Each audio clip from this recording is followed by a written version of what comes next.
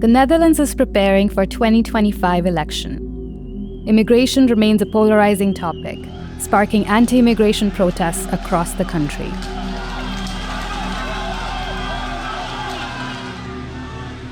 This is why we saw it as important to spotlight this topic from the lens of media narratives in this episode of Media Actually.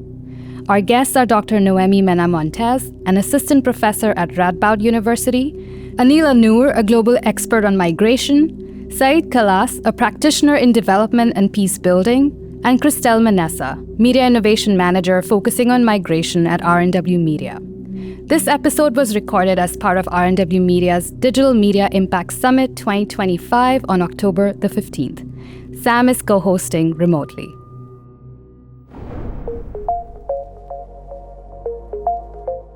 Hi, I'm Surabhi. I work at the intersection of tech, media, and gender, and I'm also a podcast nerd. I am Moseti, and I support organizations create space for engagement, impact, and growth. We are part of the RNW Media team. And this is a podcast where we make sense of media from the ground up. We explore public interest media in a changing world, from challenges like trust deficit, disinformation, censorship, and sustainability, to innovations in AI, media funding, and online safety, and helping media makers make their work impactful. You'll hear from journalists, from thinkers, from organizations who are working in the front lines of media development. Because media isn't just about the headlines, it's also influencing us and shaping our societies. This is Media Actually. Anila, Noemi, Saeed, and Christelle, welcome to the podcast. Thank you. Thank you. Welcome to Media Actually. Christelle, let me start with you. Let's talk about RNW Media's focus on this topic. Why is our organization focusing on this topic? And as you speak about that, we know, and Wouter has already told us about this very interesting research that we have been undertaking with the University of Utrecht. Would you tell us a little bit more about that? Yes, of course. Thank you, Sam, and thank you, Surabhi, for the introduction. And thanks to everyone who's joining us online today. Of course, as Wouter articulated in his opening speech, migration is a key aspect of the work at RNW Media. And especially since this topic is particularly leveraged during times of high political stakes and crises, for example, elections, conflicts, and the media plays a key role in the way the public discusses and understands people on the move. It also influences the lived experience of people on the move. And here I'm using the more broader term people on the move so that we don't go into the legal categorizations. A year ago, RNW Media partnered with Utrecht University. We were particularly curious about shifting the narrative on migration. But we wanted to first find out what that narrative is. And thus started this collaboration to look at the coverage of migration in Dutch media landscape. And of course, here I would like to take a moment to acknowledge the great work carried out by the team here at RNW, Surabhi and Sana, and our partners at Utrecht University's Data School and Future Literacies and Methods Lab. The project we carried out is called Rerouting Digital Identities and Creating Counter-Narratives, a public engagement project with migrants in the Netherlands. And we recently concluded it. The report has not officially been launched, but we have shared it in the chat here for your reference. And under this collaboration, RNW and Utrecht University co-investigated how migration is framed in Dutch news media, and also how migrants individually and collectively experience anti-immigration framing in the Netherlands. So we used computational and mixed qualitative methods. I will not go into the details of the methodology right now, but the essence of it is that the analysis showed that migration actually between 2000 and 2024 has become increasingly visible over the years, and particularly discussed through topics like integration, crime, conflicts. It is seen as a problem and a challenge for local communities. And this is very interesting because the challenge is focusing on local community rather than the experience of those moving or those migrating. And And of course, we basically cross-checked this quantitative analysis with qualitative data through interviewing migrants working in the media space in the Netherlands, and how they perceive anti-immigration sentiment, how they cope, and their views on positive change. And we compared this lived experience with the common narratives in the news, and we found that although interestingly, migrants in the Netherlands don't really follow Dutch news or are aware of representation in Dutch media. However, the exclusion is experienced in the daily life because of language barriers, for example, treatment as other, or being labeled as immigrants with racial connotation. And there are different strategies to confront these negative attitudes. One of those strategies, and I think we will amply discuss it today, is the feeling of agency, which is it's really tied to not just having telling stories, but also being heard.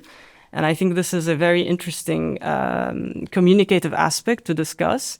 And in both the qualitative and quantitative work, we found that migration is framed and experienced as a problem, pushing a mentality that highlights the host community's problem with migration rather than the challenges migrants faced, or more importantly, the root causes of forced migration. And there's a kind of a masking of the fact that literally anyone can be a person on the move, whether a migrant, asylum seeker, you name it, the categorizations, internally displaced person, all of those. And this is particularly tied to the root causes of forced movement, which could be climate, wars, conflict, all forms of violence. So it is key, and this is why today there's this discussion for the public to be aware of the instrumentalization of migration in the media ahead of a critical time, which is the elections, and to work towards greater public awareness and migrant inclusion through leveraging voices in the media space. And this is exactly what RNW Media focuses on. It's changing the narratives and creating counter-narratives in those media spaces. And our direction here is geared more towards really holding those spaces and maintaining digital spaces where people can talk about who they are, not just their legal category, and humanize through storytelling. And we also really focus on using the term people on the move, because the legal categorizations are simply distant, dehumanizing, and reductive. So it is important to detach ourselves from those. And basically, I think there's a lot of points that I can continue talking about, but let me leave the room to other panelists to engage on these issues. And of course, I will be mentioning more findings from the report as we go. Thank you. Thank you so much, Christelle, for starting us off that way. We'll get into a space where we actually really talk about what are these phrases that you're seeing, and you've rightly said that the research actually starts from 2000 to 2024. So we would like to hear what are some of these phrases that are being used, and how are they being used as emotional hooks to actually make migration as a topic very contentious in the Netherlands. Back to you, Surabhi. Yeah, and if I may just add, because I've been closely involved in this research as well, I think what also made us very curious about the migration narratives, and this goes back to, I think, both what Wouter and Christelle were saying, which is at RNW Media, most of us are immigrants in this country, or we have lived in several countries. We have been people on the move in many different ways. And I think we were very curious about, are we being represented in the Dutch media, for instance, in ways that really do resonate and reflect people, who we are as a group, as a collective? And that's also a very unique experience for us within the Netherlands, right? RNW Media does have more people from outside of the Netherlands than within. So I think it's also important to say that this is more personal to us in a way than some of the other things that we work on. But I wanted to bring in Noemi, Saeed, and Anila on this. Maybe initially a few reflections from what Christelle has shared in the findings that are coming out of the study. Do they resonate Do they also tie in different ways to the work that you have been doing on this topic? Anila, maybe we can go to you first. Sure. Thank you so much. I'm just checking you can hear me well, right? Yes. Yes, indeed. Being a migrant and brown migrant living in Netherlands, especially, I really felt when we are talking about migration. Till today, we have this control of narratives like migrants are outsider, and there's a thin line of us and them. So we have a struggle of power, struggle of distance of who has the power to share the story, who has the face to put on the migrants. We have a history of guest workers. We have a history of colonial imprints in the journey of the migrants. So we can't detach that. And now it's becoming more worse. Unfortunately, migration is using as a weaponization in the debate of the politics. And this weaponization is always say, oh, if we have migrants, then they are stealing our job. They don't know the European values.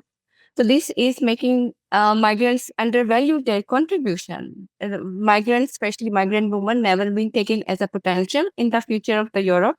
For me, Europe is my home. I'm way too Dutch. I'm on time. I'm very direct, as you can see. But unfortunately, our contribution is not being taken as a contribution, but put as a burden. So I think we really need to control and to see and to put the face of the change of migration. Otherwise, everyone is a migrant. We can't say who is migrant, who can't be a refugee. We don't know, especially when we are having climate discourse changing. We don't know who gonna become climate refugee. So it's very important. We want to create a normalization in the migration struggle. And the asylum procedure, refugees is been named as a victim or vulnerability. So we really need to actually strongly rewrite who has the right to asylum, who is a migrant, and we really need to reclaim to put the new face, a new healthy face on the migration. Thanks, Anila. And if I can go to Noemi next. Thank you. I find really interesting that you're talking about people on the move. I think it's a great way to talk about it. However, my question behind this is like, why migration is a bad thing? Why no one wants to be identified as a migrant? I usually ask these questions to students. I teach intercultural communication. We're actually in the classroom. At least half of the students are from many countries all over the world. And if I ask the question, is anyone in the room an immigrant? Guess what? Who raised their hands? Someone who is from India, Pakistan, or Vietnam. There is no European or American or someone from Australia who will raise their hand because we are international students. And then I ask them, okay, let's go back to the definition of an immigrant. Who is an immigrant? A person that moved from one place to another, from one country to another. It could be to study, for love, for work, for one chapter of your life, or maybe the rest of your life. Yes, right now you're a migrant, international student, but nowadays everyone wants to be an expat, international student. The digital nomad is the new label that sounds cooler, right?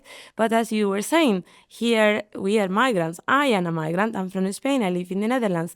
But I think we need to take the stigma out of why to be an immigrant, why migration is bad, and why this narrative that the media and politicians been repeating to us so many times is so strong that we don't want to be an immigrant anymore, even when we are.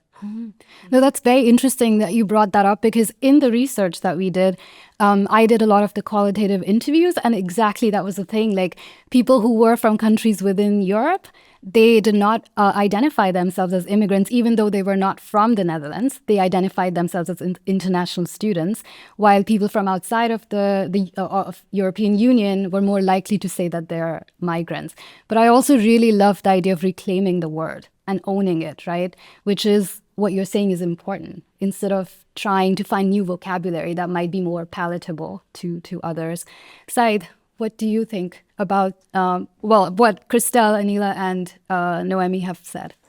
Yeah, I'm thinking about the whole narrative on migrants because, like we see it in headlines, migrants, as if like it's one group, but there are a lot of intersectionalities within the people on the move, and also I was reflecting on what has been said. For example, I'm Syrian originally, but I migrated to Iraq for work. but then I was never called an expat. I was always called a migrant. Yeah, it's very interesting to see those dynamics from different perspectives. I'm here in the Netherlands for 2 months so far, so I cannot comment a lot on the context here, but I think moving is a part of the life cycle that has been happening for centuries. But now, for some reason, it became a political issue. And it became as if this group of outsiders are the reason of 1, 2, 3.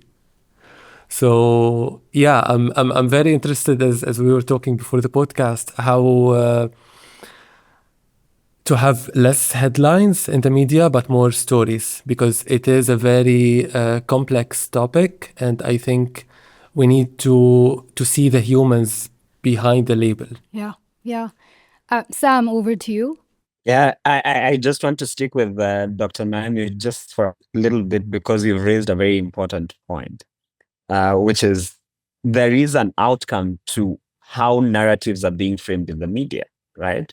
So when you think about that and you really think about the narratives that are leading to such outcomes, are you seeing any change, and especially within the Netherlands and within Europe, are you seeing any change with how migration is being spoken about within the media over time? You mean historically, that the migration as a label, or like even... I think so. I think, of course, every country is different. Was also interesting what Saeed was saying, that in Iraq he was called a migrant, right? But I think in Europe, the negative connotation of migration being reinforced. Actually, even the label being a refugee is better than being an economic migrant. Lately being reinforced, you're an economic migrant, you don't have the right to be here, or you have to prove it. Why are you here? So I don't know if historically we'll need to go back to do a proper study. I come from academia, so I don't have the data with me, but I think that over time, the negative connotation of migration come also from politicians using as this big label. I think we'll talk later more about the Netherlands. I find it interesting that in the Netherlands, when politicians refer about migrant crisis in the cabinet, right, the last time before the elections, they actually refer to refugees, but they use the word migrants or migration. So I would like to find it in this basically conversation that we are having, going deeper in analyzing why lately the word migrant and migration is also used as a cover, not to talk about what are we talking about. So it's like putting everyone in the same box, as one of my colleagues just mentioned, and then that box is a bad box. So migration is negative. And then somehow we need to, I think, reclaim the word and the meaning of migration. And I think historically it was also told people move from one place to another to work. And it did have more positive connotations for sure in the past. It will, for example, go to the context of the US. Basically, it's a country of migrants, and it used to have a very positive connotations. And you can see now with Trump and then migrants being persecuted in the streets, right? So somehow, what is this... basically being legal, illegal, and all these categories, and what is basically behind that. And also in the context of politics and media, who start these negative connotations of migration? Is the politicians following the media, or is the media following the politicians? I think maybe that's a question that we can ask ourselves, right? Do you have an answer to that right now? No. I did study a little bit of that, but the answer is very complex, right? So it's like, who starts this negative narrative? It's a chicken and egg kind of a question. Right. Who follows whom? Yeah. But I want to bring back the discussion also, this idea that both sides, you and Noemi, you have mentioned, and I think connects also to what Anila has said about weaponization of narrative. So if we think of this idea of migrants as a monolith, which is used as a narrative device to club everyone together as a homogenous group, and all nuance is lost. Why is that narrative so powerful? If we can reflect on that a bit, and maybe Christelle also, if you have reflections from the research. But Anila, maybe if I can go back to you first. Yeah. Why do you think this narrative device is so powerful? Well, I think if we use example of media, And if we write nowadays in AI, and we say refugee and migrant, but you see the narrative, the picture, vulnerable people, women crying, children crying, and this is even AI is using these images. So these images actually being described people who are on the move, they are vulnerable, they are victims, they are looking for solution, and they are not dependent. So this narratives is explaining, oh, unknown is coming, creating a fear of unknown, fear of burden. So that's why narratives is very important. It's like similar before me, my story goes there. Before you, your story, your news goes there. So that's why narrative is very important. Who has the control of narrative to describe who is unknown is coming. Either they are coming as a migrant, as a guest, or as expats. So this is very important. Narratives, images, especially in the media, is very important. That's why I said we really need to take the control over to rewrite, reclaim our narratives to tell our stories. Mm-hmm. Yeah. Yeah, I think and this is particularly the problem with the term, right? It's the administrative significance of it, right? That when you speak to people about, refugees, migrants, asylum seekers, etc., you create a very big difference between the person you're talking about and the person next to you without kind of bridging that into a conversation, right? So it becomes as us versus the other. Which is a very well established notion in media theory, and media studies. But the thing is that and as we saw in the research, the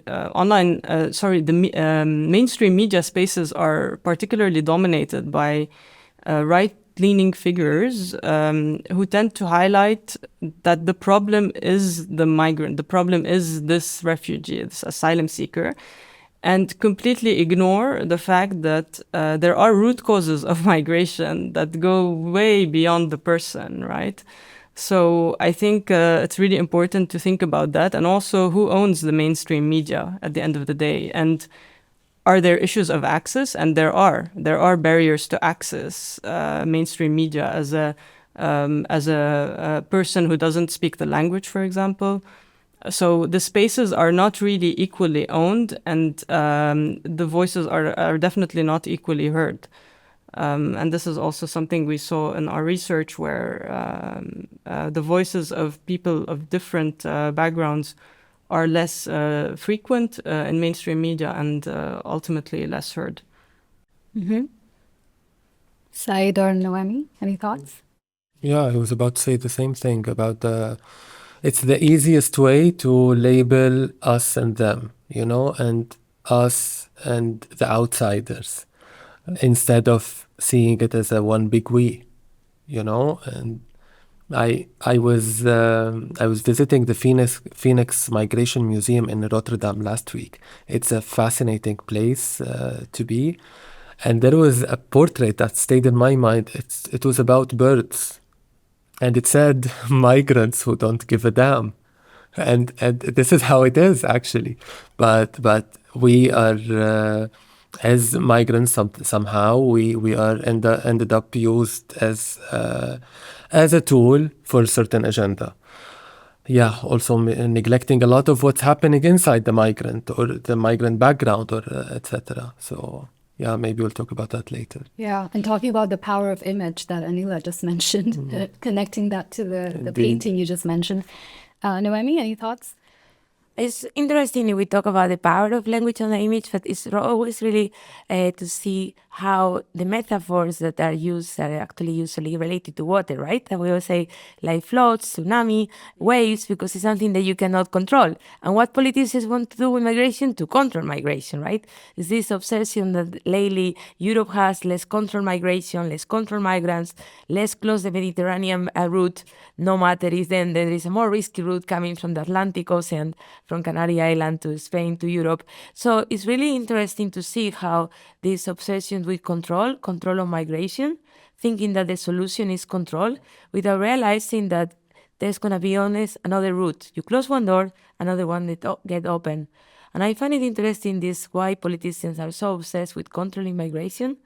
in a way that is becoming interesting the forces of Europe that don't come here because Europe is only for Europeans. Yeah, I love that you're making us like think and putting out these provocative statements, because I think that's precisely the point of this discussion, right? To challenge the dominant narrative that's been assumed as the natural way of talking about migration. So, Sam? I really like what Christelle also talked about around who owns the media, also owns the narrative, because this is a key thing that has been repeating itself in our previous episodes as well. And that's interesting to think about in how the political rhetoric is also really taking space within the migration narratives that exist. I would like to move to comparing the dominant migration narratives in different places. I myself, I am from Kenya, and the dominant migration narratives that exist are around migration as economic opportunity. As a policy tool, you will find that the government is talking about, we want to send many Kenyans out of the country. And, people are looking at migration as a route to success. But then this is different within different contexts. And Saeed, I would like to come to you. Given your experience having moved from Syria to Iraq, what dominant migration narratives did you experience or did you see in Iraq?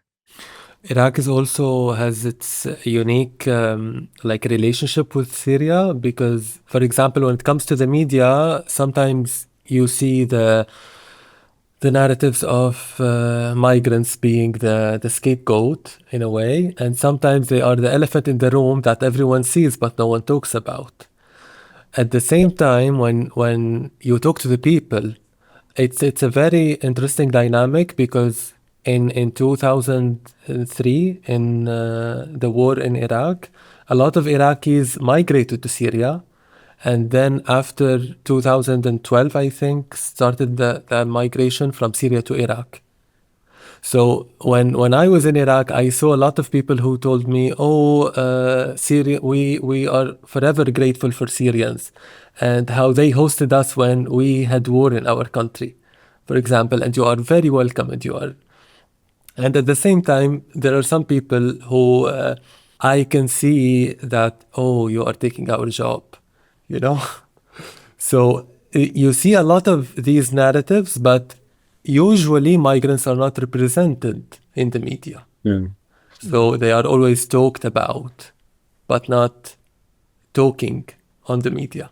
So that was also a pretty interesting dynamic. I think now it's a bit changing in the past few years through social media and like you see it in street interviews. Yeah, and after the collapse of the previous regime in Syria also, the dynamic changed. Thank you for that. I would like to continue to tap into the collective immigrant experience within the room. I actually wanted to pass it along to Surabhi because I know, given your experience in India as well, there are some very many dominant migration narratives, and how you would compare that to what we are seeing in Europe. That would be interesting. And then you can pass it to Dr. Noemi. Yeah, I was also thinking, Saeed, when you were talking about it, which is some narratives are quite universal, even if they're harmful in nature, they're quite universal. I mean, in India right now with the Modi government, we are seeing a similar campaign against migrants from Bangladesh, for instance. And it's the same kind of narrative devices that are being used, which is that they are outsiders, that they are, taking our jobs.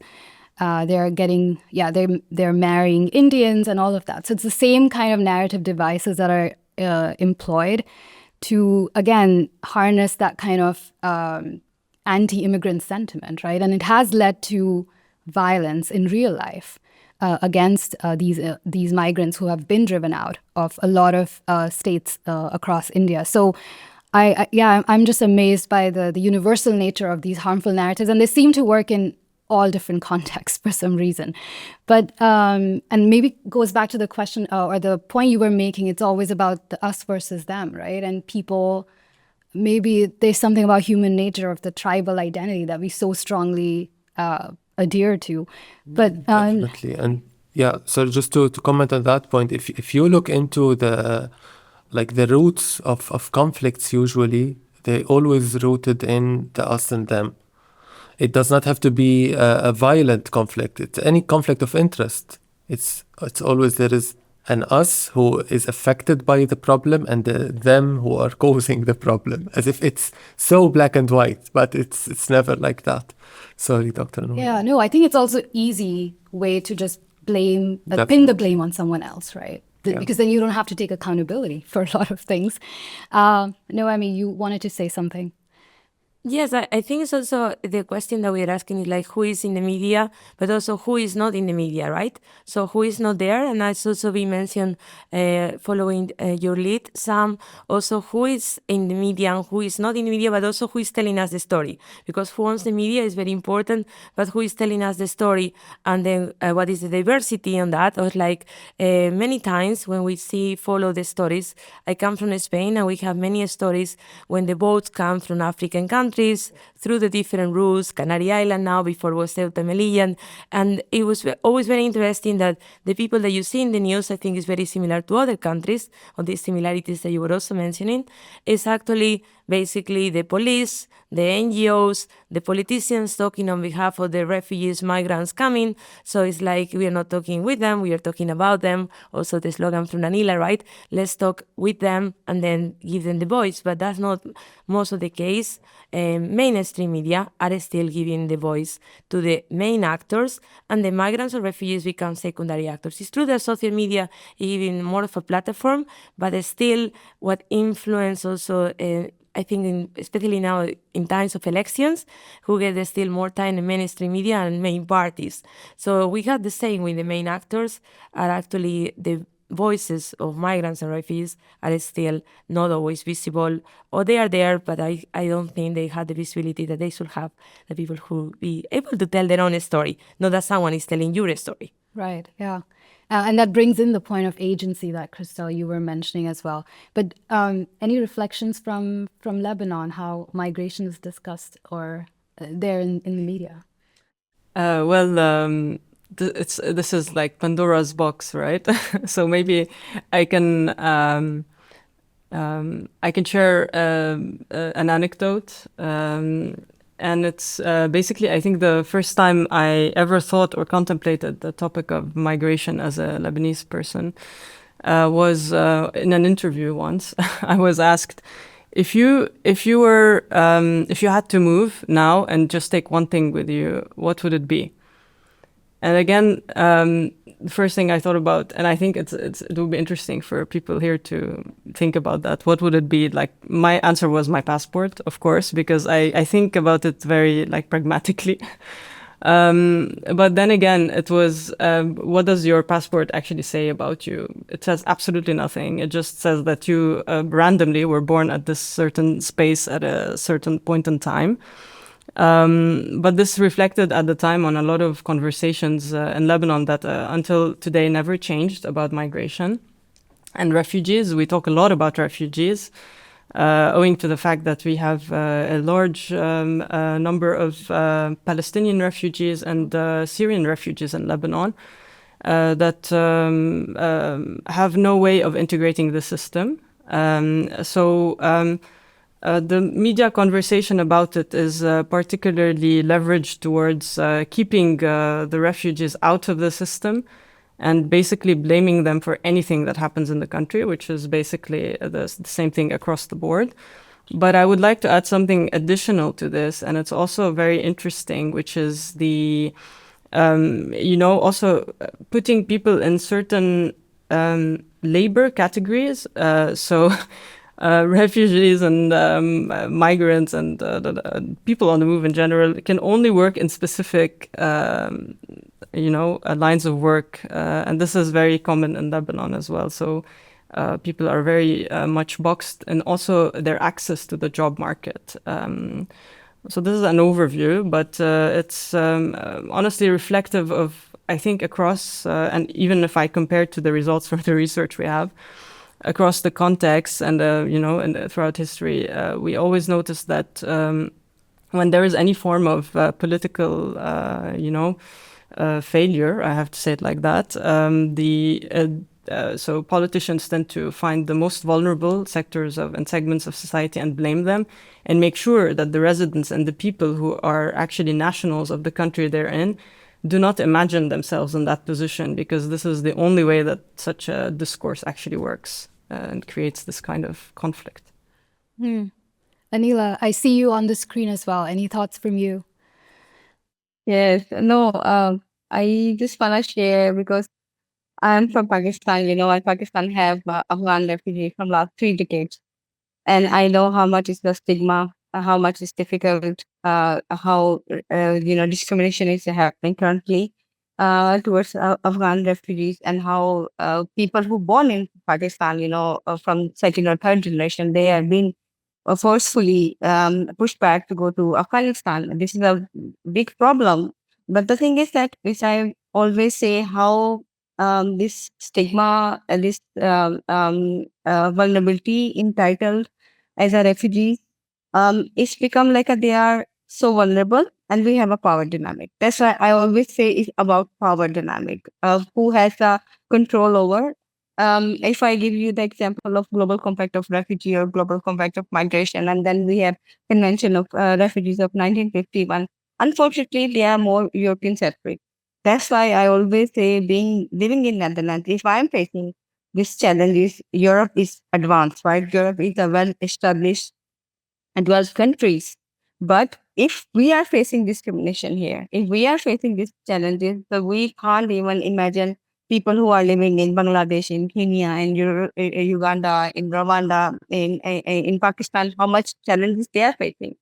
That's why it's very important. We need to create a solidarity among us as a migrant-led organization, refugee-led organization, to talk about, not only to have a seat on the table, but to create such kind of a strong tables where we can influence and make sure we are bringing the current, updated, correct policy recommendation. Because in the end, when states sit in the Global Compact of Refugees or Global Compact of Migration, I love to update you if we have a future plan, because midterm review is happening in Geneva in this December, when they are talking about the safe pathways, when they are talking about how to bring a more synergy under this new funding cut, how refugees-led organizations are feeling lost, and how we are feeling this, instead of improving, this discussion becoming more centered, more shrinked, and more controlled. So that's why I think media has a very important role to push, to talk about refugees and migrants, not about them. Yeah. And I think talking about control, Sam, before I come to you, I wanted to maybe touch upon one narrative that we haven't necessarily discussed yet. And Noemi, I think you work on it in your work at the university, which is on border and fences and surveillance. And of course, Anila had mentioned the use of artificial intelligence and AI tools to increasingly surveil migrants. So I wanted to maybe get a sense from you, and of course hear from other panelists as well. What are you looking at your work and your research when we think about borders and fences and how it's propelling surveillance even further?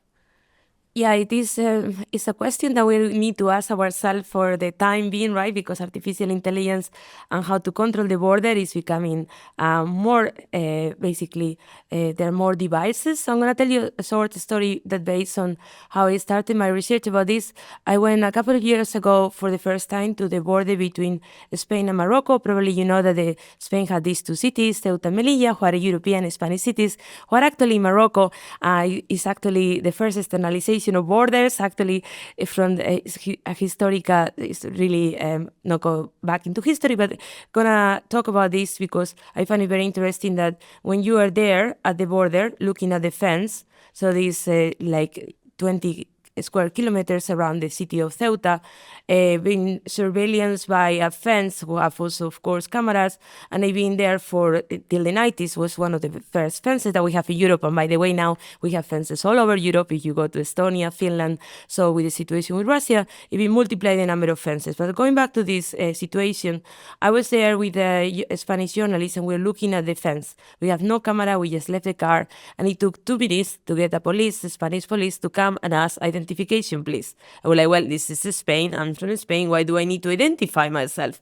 Like, well, because you are here in the border, and actually the border doesn't even start on one side of the fence, it starts on the other side of the fence.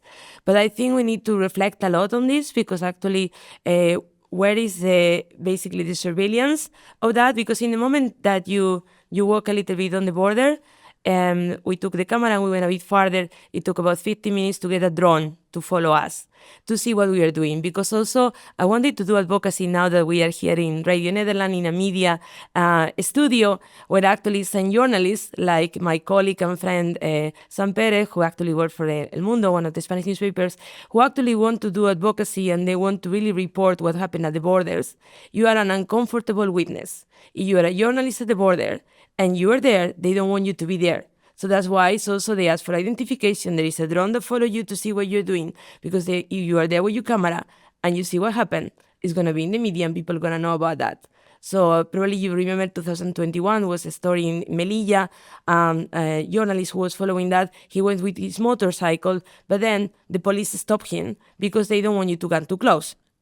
His actually pictures were on the BBC because he was the only witness at that moment that was close enough to get the pictures for these almost 800,000 people who jammed the fence. But the reason I want to bring this story because at that time in Melilla, 3 people died crossing the border. Why was it in the news? It was in the news because they died crossing the border on the Spanish side. If that happens on the Moroccan side, on the other side of the border, it will not be in the news. So I think we also need to tell this story because public opinion doesn't know that many things that happen in all the border. In Europe, we want to be like very ethical, human rights, but when things happen on the other side of the border, the European Union, our countries, the Netherlands, and all our countries are investing our taxes money to control the border in ways that are not always ethical. So I think and also I want to do advocacy for some journalists who are actually trying to follow this lead of people who are lost. Basically, the police left them in the middle of the Sahara. Good luck to you.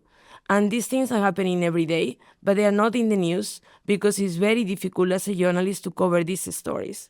So I think we also need to talk about the journalist who wants to follow the other stories and who owns the media, who actually doesn't want us to know what is happening, for example, in the border. So I think there's a lot of work to do and finding ways to report these stories. Yeah, and thank you for raising that, because I think we are seeing also in the United States where a lot of deportations are happening at the moment.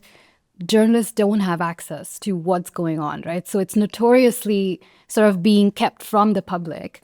Because if we see what's happening, as you mentioned, if people see the images, if they hear the stories, it's not going to sit well.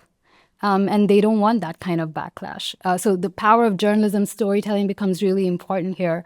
But that's linked to, can journalists have access to these spaces, or do they have the support systems needed to be able to tell these stories? I'm wondering, Christelle, do you have any reflections on that as well, in terms of the work that we are, positioning ourselves as well to do on this issue as a media development organization? Mm-hmm. I think definitely, and the issue you raise with the ability to being able to publish, right, this kind of work, and not being able to the mainstream media. I think from our side, we are. What we hope to achieve is to create counter narratives linked to migration, and especially through really holding the space and co-creating spaces with people on the move, and also retaining and maintaining independent media spaces that would be able to actually challenge those narratives. And I think this is a very important aspect, because a lot of the problems that we are seeing are really structural in how the media industry is. So I think through holding the space, co-creating spaces, and using digital media, we hope to be able to actually challenge this and retain the spaces that exist and hopefully create new ones. Yeah. Anila or Saeed, any reflections? I'm thinking about there was a very famous photo of a child named Ilan Kurdi in I think 2015, or if I'm not mistaken. Yeah, and then the public woke up, and then when you look behind the scene, as everyone was saying, and you see all the struggles and the suffering and the tragedies, and migration is indeed a very complex and a difficult journey. But do you need to see a photo that is this harsh to start changing the narrative? This is the question I ask myself when I think about how to change like the dominant narratives, or how to see beyond the label. So yeah, I was just thinking about that as well. Yeah. And the flip question of that could be what I think Anila was mentioning. Why are people only enraged when there is this victim narrative associated with migrants, right? What if it's a photo of happy people just enjoying their life? Why would that not resonate hope and joy and this idea of community? Which is a question maybe for another time of diving into human psychology there. But I'll go back to Sam for the next set of questions. Yeah, just before we jump to the next set of questions, Christelle, I wanted to come to you and pick that strand around working with journalists and content creators, and especially people who are actually immigrants or migrants, because they're the ones who need to be telling their stories. And I know you looked at that a little bit within the research. So could you speak a little bit more about how or what you learned from that? Yes. So the through the interviews, the in-depth interviews and focus groups we carried out, one thing that that stood out is that the first agency is, as we mentioned earlier, really linked to being heard. So people who are telling stories already and who do not believe that they are their stories are resonating actually end up self-censoring and tracing back on the content they're sharing because they do not think it makes any difference.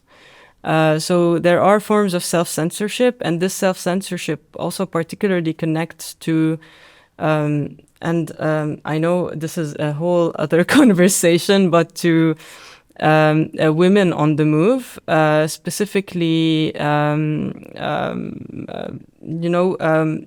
because women experience migration and the whole situation of, for example, being forcefully displaced or being a refugee or asylum seeker, or even an economic migrant in a very different way than men do. And the content creators experience, for example, a lot of misogynistic hate speech, for example, are particularly targeted because they are women or different gender identities. So I think this is particularly important to also think about that the anti-immigrant sentiment also correlates with a very misogynistic rise across the far-right spaces. And this particularly impacts content creators of diverse gender identities. So does that answer your question? I feel like I went into all different. No, it definitely does. Thank you so much. And I like that you raise something that makes me think about the complications of the media landscape and how that then influences how narratives are being perpetuated. I would like to move this conversation to solution mode, to think about solutions, because we've been talking about problems a lot. And I want to invite you to think about if things were good, what kind of narratives would you like to be seeing in the media about yourselves? So I would like to put you, Saeed, on the spot already, because you're just 2 months into living in the Netherlands. And assuming everything was fine and dandy, what would you like to see within the media about, or rather, what migration narratives would you like to see about yourself and other migrants within the media? Maybe just seeing myself without a label, just someone as a part of someone staying in this place. And of course, I have a responsibility towards this place, contributing to its welfare and development. Even like if I'm a student and I've been here for 2 months, but I feel like it's starting to feel like home, for example. So I kind of feel a sense of ownership to the place, even though it's very new. Yeah, I don't know, that went a bit away from your question, maybe. But if I want to think about, yeah, tell me. No, I was saying it's totally fine. We'd like to pick where your brain goes with this. So that is totally fine. Yeah. I know Surabhi, and as we're thinking about, what kind of narratives we want to see, and Christelle touched a little bit about, gender and how gender issues affect the migration narratives. Maybe I would invite you to throw a question to Anila around that and how we think about, how do we foster or how do we create spaces where women, children are, reflected well within the media in terms of migration narratives? Yeah, sure. I often say that, like, if we see the diversity and acceptance when it comes to food, how much we celebrate Turkish, Indian, Thai food, everyone like that because we have accepted it.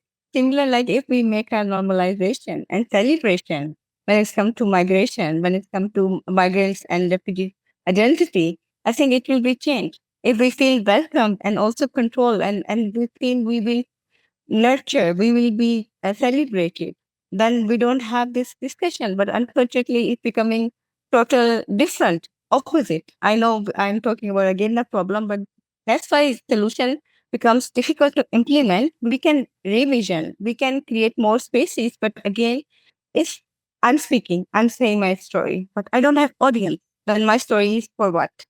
It's very important we create audience and understanding. To bring the understanding, it's not even about language. It's go beyond that. How we name someone.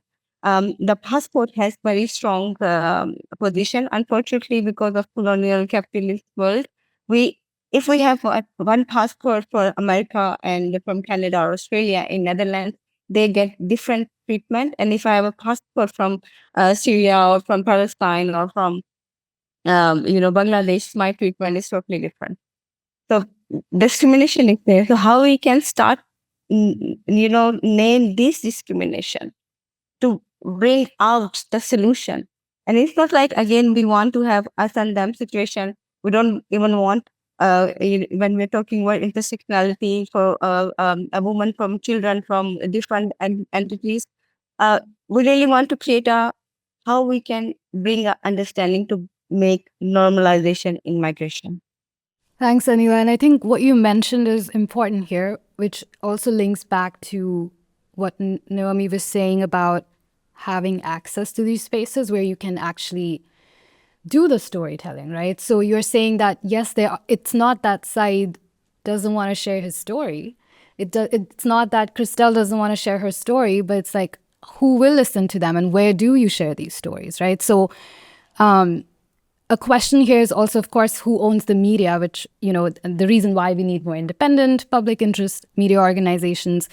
But the other question is, because so much of our discussion now happens online, the role of big tech and tech companies, and how do these algorithms, for instance, shape the feed of different people and how they view or don't view these stories. If they're just getting their feeds full of anti-immigration stories or rhetoric or speeches, then how do we find our way through that clutter and actually provide alternative narratives? So I think that, yes, the media, but also the big tech. So I'm wondering if there are also other solutions that offer some hope in terms of maybe there are examples that are already doing this, right? And maybe we can replicate them or understand from them in other contexts.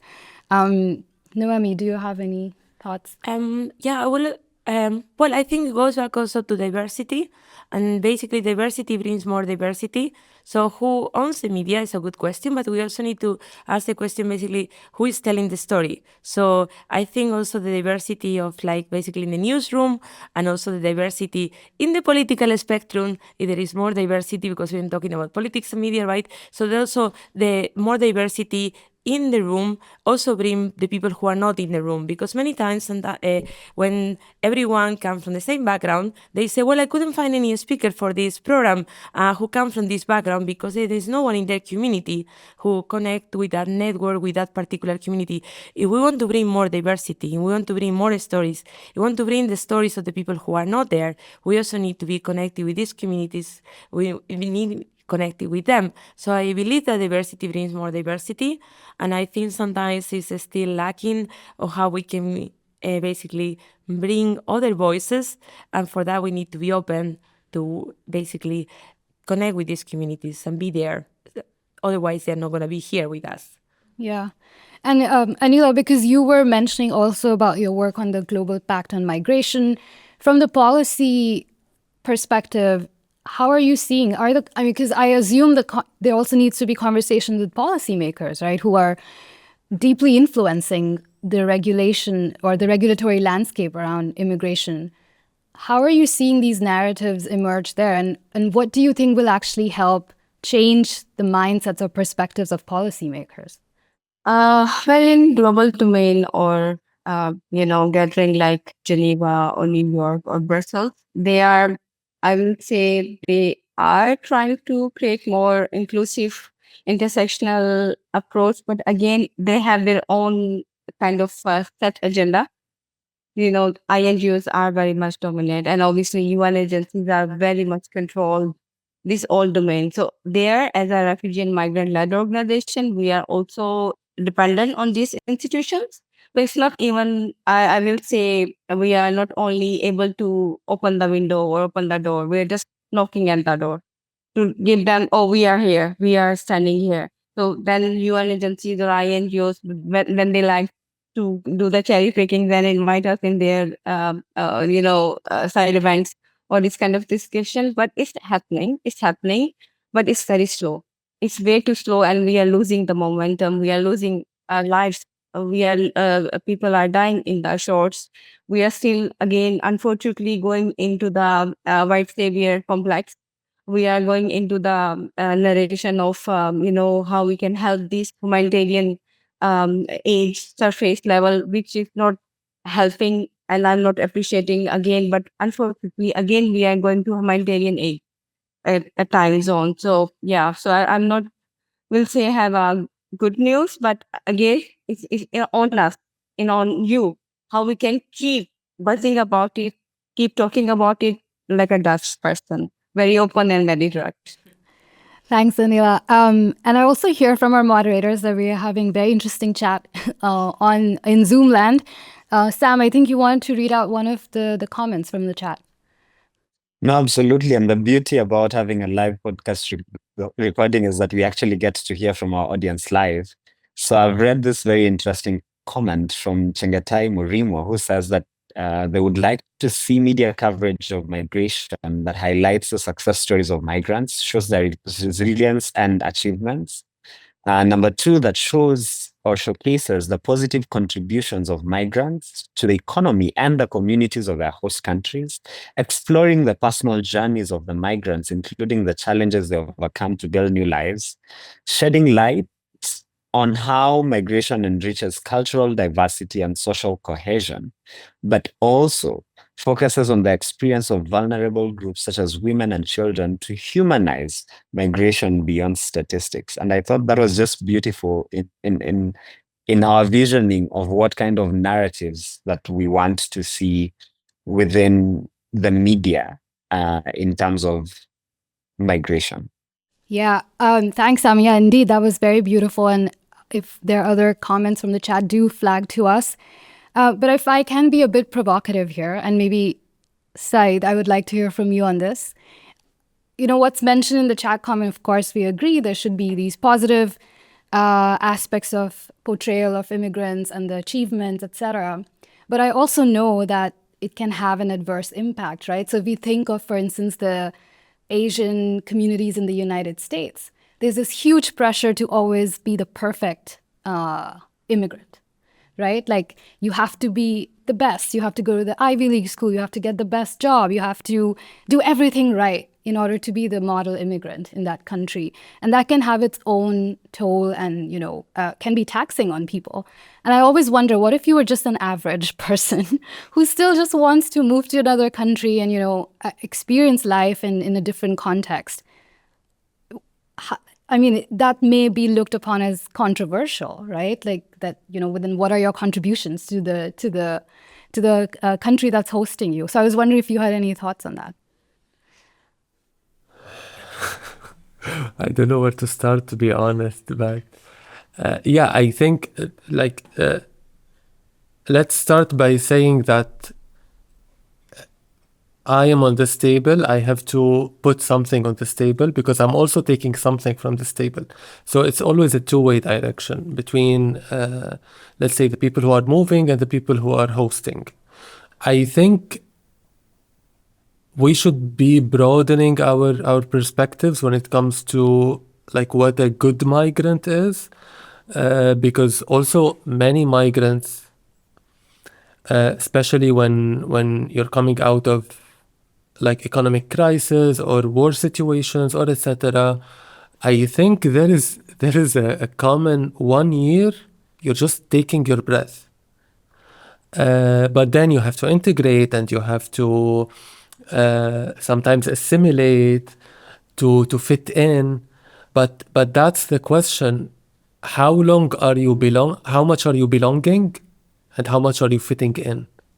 How much are you changing yourself in order to fit into a frame or a mold that does not suit you? Just it is a survival instinct at the end of the day, or whether this place is suitable for you, so you feel like you belong and you don't have to, and you calm down.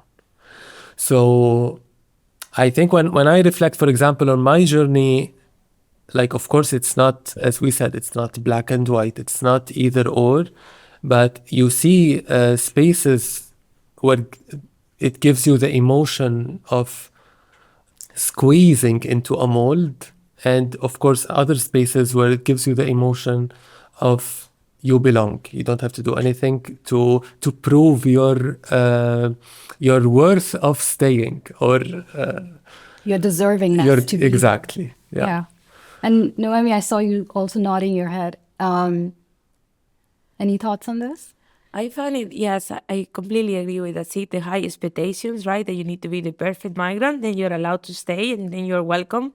But then what you say, you're an average person to move to a place. And basically, I think these high expectations also don't take into account the cultural shock, and the adaptation process takes time. And people need the time, and even if they're willing to do it, they need the time. And always wondering till what extent host societies are willing to give that time, because we want people to integrate at the speed of light. We live in this society of fast food, everything fast, and we find it a bit difficult to give people the time to adapt, to learn, to accommodate, from the language to cultural difference. And I think you want migration is here to stay. So our societies need also to learn to give the migrant, the refugee, the time to connect, to adapt, and to basically help them to belong. Because without that, it's very difficult. You're asking them mission impossible. You have to be one of us, but you are not welcome. So it's impossible. You don't start with feeling welcome, and then people have to do the journey, but the journey we have to do it together. And I think sometimes European societies, / the Netherlands, expect that it's a journey that the migrant have to do it, but the whole society has to do the journey too. So we have to do that together. Yeah. And I mean, even the idea of belonging, like, can you impose someone to like belong, right? I remember, Christelle, we were going through many of these discussions for the research that we were doing, and we were sharing our own immigrant experiences here. And one that always stands out to me is every time I am at the border check at the airport, the immigration officer is always like, "Do you know Dutch? Do you speak Dutch?" Right? And it's like, it might be living here, I'm paying taxes, I might even feel that I belong. I think that this is my home, but I'm immediately made to feel that I'm not from here because I don't speak the language, right? So it's also this idea of like coming face to face with this realization that, hey, you're not one of us. And I don't know, Christelle, if you want to reflect also on this conversation more broadly. I was actually, I think this is something that really came up a lot in the research. It's the language barrier, right? And this is, I think, one of the key things that makes people feel included or excluded, especially when you are in a situation where you know that the person you are speaking to is bilingual, so they can actually speak to you in a language that you both understand. So the intentionality of it really stands out. But I really like in this conversation that we touched upon a lot of interesting, this two-way. It's like two directions, right? Integration is not unidirectional. So we need to really think about people on the move within a community and the way they create community with the host community, right? So there's a new community that emerges that could be much more interesting, actually.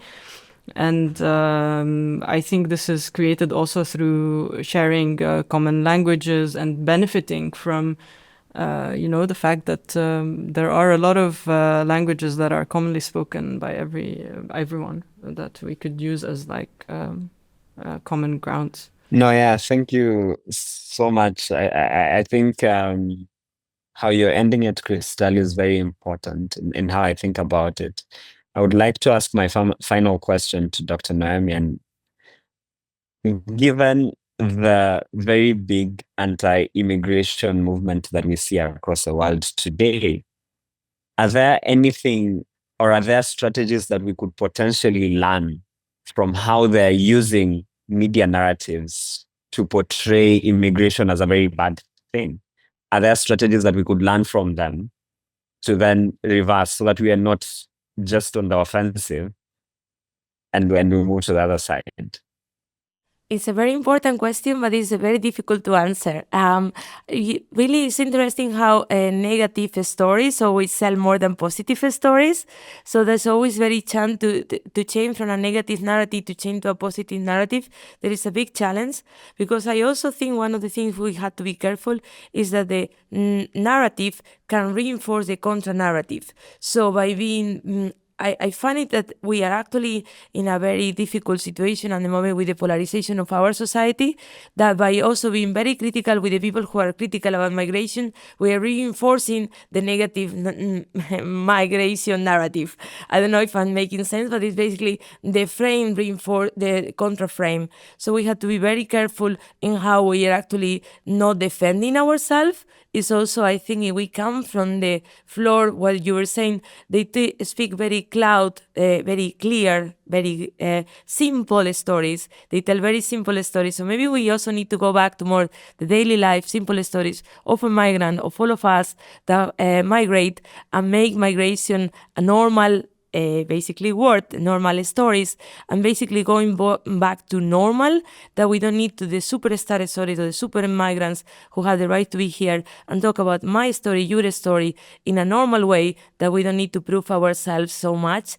I think maybe that could help, but it's very complicated. Maybe what we could learn is that they are very emotional, right? They want to create fear and hate the other and be afraid of the other. So how we can do the opposite, that we can actually create appreciation, curiosity, and positive feelings instead of negative ones. Interesting. Thank you so much. It's a challenge. It's not easy. And finally, ahead of the Dutch elections that are coming in a couple of weeks, and when probably many Dutch people are making, or Dutch citizens are making their decision on who to vote for, and that stance could be linked on migration, what would be, and this is open for all our panelists, what would be your advice for how people need to think about migration? I can answer. I didn't try. to answer. But I think my message to the people, this is not for migrants and refugees. This is for your house, your home, your Netherlands, how you want to see the future of your children. It's very important to be seen as a human, feel as a humble, and don't think about the pressure which media is creating or what they see as a this is we are doing because of migrants, or but do for yourself and to be feel this is their chance to change.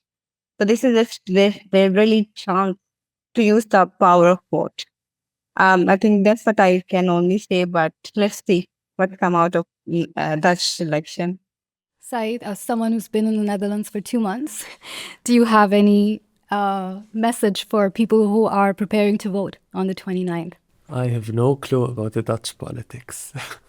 But I always try to approach things from a human perspective. Like I'm a big fan of stories, because stories take away the fact that it moves you from being a number to being a full human being, flesh and bone. So for example, I'm just reflecting on what you were saying. I don't know if this is a bit out of the topic, but when you're saying like people who are not us, but then when I think of myself, if I go back to Syria, I am not them as well. And if I go back to Iraq, I'm not there as well. But where is my home? Is it where I was born and raised? Is it where I built a community and professional life, or is it maybe here the room that I was trying to settle in for 2 months now, and I am buying things to make it more familiar and to look more like me? Is this home? Because now it's starting to feel like home, and maybe none of them is home, and maybe all of them is home. But what I'm trying to say is that stories of migrants are extremely complex, and they are never black and white. They are never like they should never be fit into one box. Yeah. Because they have a lot of complexity and paradoxes and intersectionality. So, and I mean, I love that you said that. As someone who has moved all my life, I feel the same. Because when I go back to India, I'm not really Indian. I've lived in the United States and I don't feel like American. So yeah, I guess we're always in the purgatory of like somewhere in the middle. But Christelle? Yeah, actually, I think there are 3 things that come to mind. The first one is that anyone at any point in time could be in a situation where they are forced to move or where they would like to move, and that is okay. And I would like to also highlight that when we're assessing the politics that we're in, we need to identify the real problem. And if I have a problem, then the root cause is what is actually needs to be solved. It's not the peripheral issues. So I would invite people to really think about the root causes of the problems they are facing and who has the solution actually. And of course, a reminder that the human rights-based system benefits everyone. It doesn't benefit the people over the other. That's the whole point. And retaining that is really important for the future of everyone. And finally, Noemi. Yes, basically reinforcing your point, Christelle, but my question always in times of elections is what is the problem behind the problem? If the Dutch politicians are blaming the migrants, refugees, and international students for taking the house from the Dutch people, maybe the question is like why the Netherlands have a housing problem. In Spain and other countries, politicians are using people, there are no jobs. Maybe why there are no jobs. So basically going deeper of understanding why the migrants are in this case the scapegoat of a problem that goes deeper, and is the problem the politicians need to solve. Why there is a problem with housing in the Netherlands? Yes, there is a problem, but maybe blaming the migrant is not going to help anyone. Maybe there is a deeper understanding of why there is a problem. And I think finally also really like the connection with the personal stories, but also in the context of a global society. We live in a global society with inevitable, we live in a context where actually on the internet, in every daily life, we had to really encounter diversity, people from everywhere. People in the move is our neighbor, it's all of us. So I think we need to be more open-minded because nothing is going to change. Migration is here to stay, and maybe one day we also have to migrate. So that's, I think, that's a reflection we all had to make. Thank you so much, Noemi, for that point. And that brings us to the end of this podcast episode. I would like to thank all of our brilliant panelists for this discussion today, and until next time.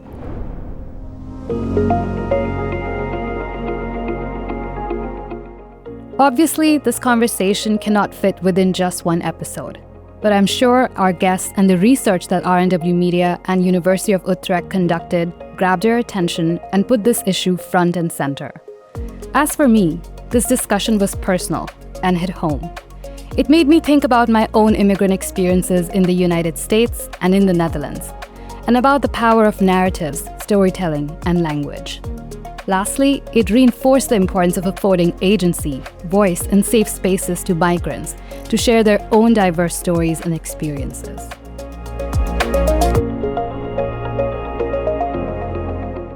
And we would love to hear from you as well. What did you make of this episode? Were there reflections, ideas, thoughts that you had? Please leave that in the comments. We would love to hear your feedback. Thank you so much for tuning in. In our upcoming episodes, we'll continue to unpack public interest media, especially the intersection with funding, big tech, and making it an inclusive, safe, and reliable space. And don't forget to follow us on our socials and find us wherever you watch or listen to your podcast. This podcast is produced by RNW Media and made possible with funding from Right Here, Right Now 2 program. Many thanks to our in-house podcasting team and our media production company, Media Matters.